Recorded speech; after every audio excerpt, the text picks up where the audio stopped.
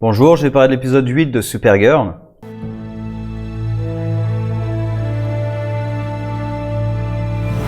Alors cet épisode conclut 3 arcs en même temps, même si ça lance d'autres choses. Il y a Ramakan, donc l'arc Leviathan n'est pas conclu, mais Ramakan c'est quasiment conclu. Il y a enfin le Maléfique, le frère de John, et évidemment Lina. Alors Lina, j'ai toujours beaucoup de mal avec l'évolution que ce personnage a suivi. Où là vraiment c'est une super vilain quoi. Enfin, elle arrête pas de dire que mais non je suis pas une super vilain et tout, mais clairement c'est ça. Enfin elle va même dans le repère secret de Lex. C'est voilà non l'évolution qu'a suivi le personnage, et alors on voit qu'elle est un peu tiraillée et tout, mais c'est non je n'apprécie pas du tout ce qu'ils ont fait avec Lina, qui était à peu près le seul personnage que j'appréciais vraiment dans cette série.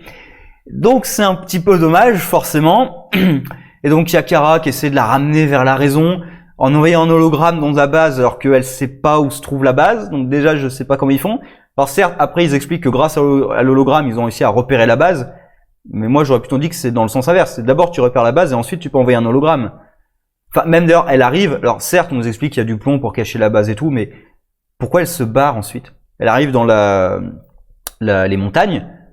Elle peut quand même essayer de tout fouiller, elle a une super vitesse. Même si elle a pas ses rayons X, elle a la super vitesse, elle a l'assistance de Brainiac et compagnie, là. Enfin, elle a plein d'aides électroniques. Elle peut essayer de trouver la base, non? Non, apparemment, non, elle se barre tout de suite. Voilà, je trouve ça un peu con.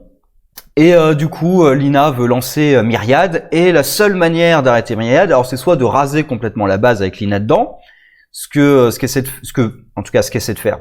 Ce que prévoit de faire Alex.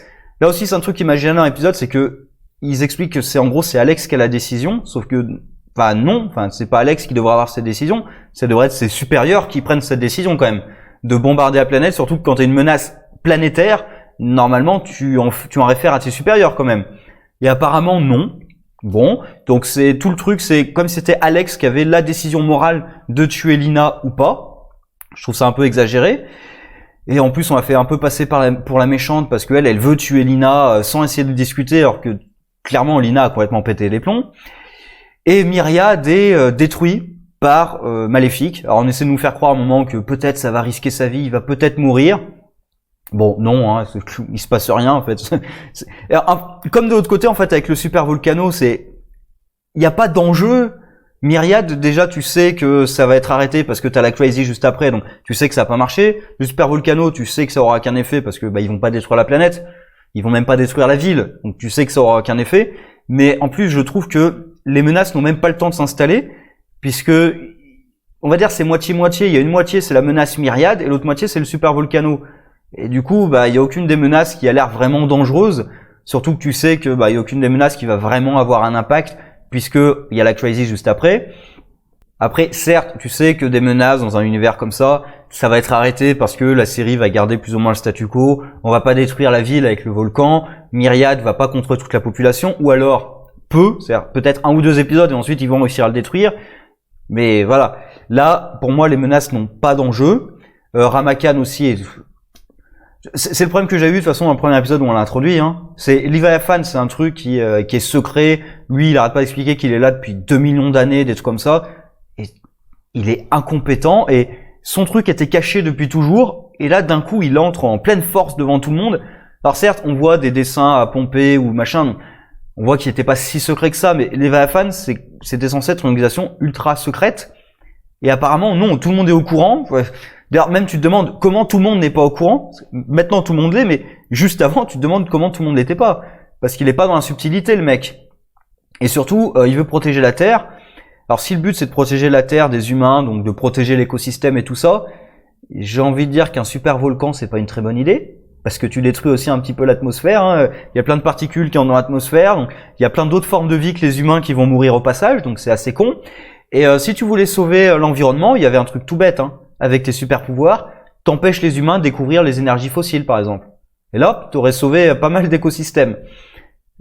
Ou mieux, si t'as une civilisation extraterrestre ultra performante, tu peux leur donner une technologie aussi pour produire de l'énergie, sans polluer au point qu'on pollue à l'heure actuelle. Mais bon, le côté écologique, c'est tellement caricatural, et on sait même pas si c'est vraiment ça qu'ils combattent. Parce que là, avec un super volcan, ton écologie, enfin, c'est absurde. En plus, alors la ville repose apparemment sur un super volcan. Et ce que j'adore, c'est quand même le super volcan qui sort de terre. Et comme on bat le méchant, bah le super volcan il rentre tout seul. Sérieusement. Le bâton nécessite de l'énergie pour faire sortir le super volcan, ça je peux accepter, mais t'enlèves le bâton et hop, le truc il rentre. Bah non, je suis pas d'accord, il devrait rester sorti.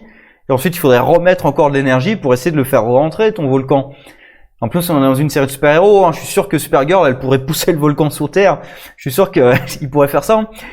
Et après tout, elle a recongelé la banquise dans un des épisodes précédents, donc ils sont prêts à tout. Voilà, enfin, Ramakan est un peu ridicule. Alors après, c'est le but, hein, c'est aussi un peu le but de l'épisode, parce que c'est la femme, là, je sais plus s'ils ont donné son nom, mais peu importe, celle qui va diriger les VA fans après lui, qui le manipule pour bien montrer aux autres qu'il est incompétent. Alors, on nous explique quand même que c'est parce qu'il a vieilli, qu'il a plus autant de pouvoir et tout. Bon, on peut accepter. Moi, j'ai encore un problème avec le médaillon, parce que ils ont besoin du pouvoir du médaillon. Question conne, pourquoi ils l'ont donné à la fille, là? Pourquoi? Parce qu'ils l'ont foutu dans une cave, enfin, dans une grotte, pour qu'elle aille la chercher avec Lina. Pourquoi ils ont pas gardé le médaillon si c'est si important pour eux? C'est assez con. Voilà, ben, je trouve qu'ils n'avaient pas besoin spécialement d'un assassin de plus. Hein. C'est un peu bizarre. Lina, à la fin, se fait passer pour la victime, qu'elle était manipulée par Tess, etc. C'est un peu facile. Alors heureusement, Kara et Alex n'y croient pas, mais c'est un peu facile. C'est-à-dire qu'on nous montre pas comment elle a fait pour convaincre les autorités. Donc tout ce qui est enquête et tout ça, on passe sous silence.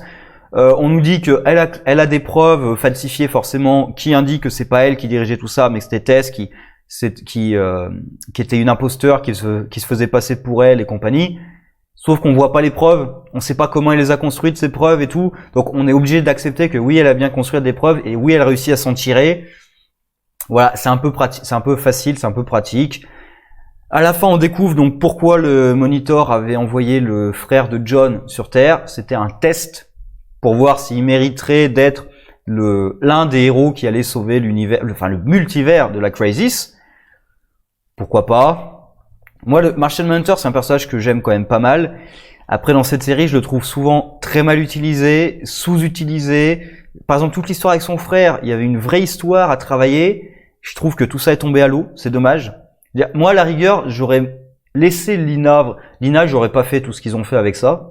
J'aurais mis Leviathan en fond. Donc vraiment pas l'exploiter, quasiment pas l'exploiter dans ce début de saison, mais vraiment en fond, quoi, en organisation secrète, dans l'ombre, et ensuite, en deuxième partie de saison, vraiment le faire exploser, et avoir une première partie de saison concentrée sur John Jones et son frère. Alors pas que ça, mais j'aurais vraiment fait une histoire un peu plus détaillée de tout ça, parce que là, le frère va se barrer, on sait même pas s'il va revenir à un moment ou à un autre, de temps en temps, mais voilà, l'arc est quasiment conclu. La relation entre les deux frères va mieux, mais voilà, tout a été un peu trop vite entre les deux, c'est dommage. Et on conclut surtout avec la scène qui me donne envie de voir l'univers Supergirl dans la Crisis, c'est Lex. Parce que j'ai beaucoup aimé cette interprétation de Lex, qui est une interprétation plutôt du genre des films Superman précédents, hein, pas la version Snyder et compagnie, plutôt Richard Donner, avec un Lex un petit peu mégalomaniaque, un petit peu taré, purement sociopathe, mais un peu loufoque dans cette idée-là, que j'aime beaucoup. Donc j'ai envie de voir ce nouveau Lex. Peut-être que ça permettra aussi de dévier le personnage de Lina de la course qu'elle suit là. On verra. Mais c'est vrai que ce qu'ils ont fait avec Lina, je n'apprécie pas une seule seconde.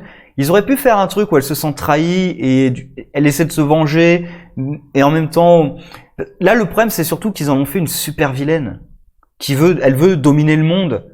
Alors c'est pas ce qu'elle dit explicitement, mais c'est l'objectif qu'elle aura. C'est la conséquence de ce qu'elle veut faire. Contrôlée par la pensée de tout le monde, c'est dominer le monde, de facto. Et du coup, oui, ça en fait une super vilaine, qu'elle le veuille ou non. Et c'est ça qui est insupportable.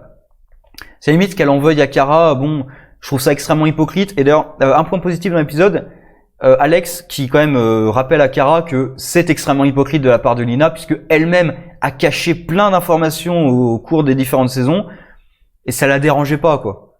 C'est-à-dire, le fait qu'elle puisse fabriquer de la kryptonite, elle l'a dit à personne.